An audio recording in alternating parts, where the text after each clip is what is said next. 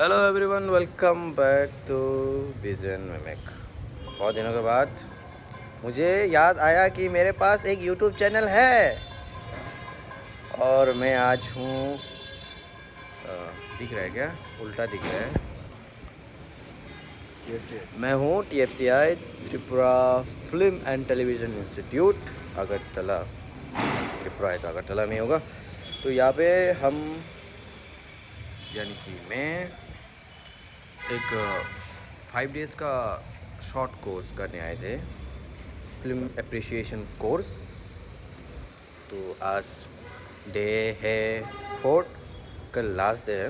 तो अच्छा एक्सपीरियंस रहा ये 4 दिनों में। बहुत नई नई चीज़ें, मतलब फिल्म को देखने का नज़रिया जो है ये थोड़ा अभी चेंज हो जाएगा। तो ऐसे ही चैनल है मेरे पास एक बड़ा हुआ, लेकिन मैं कुछ नहीं डाल रहा, तो सोचा डाल देते हैं चैनल में भी। क्या है यार, लोग देखे नहीं देखे, लेकिन डालना चाहिए।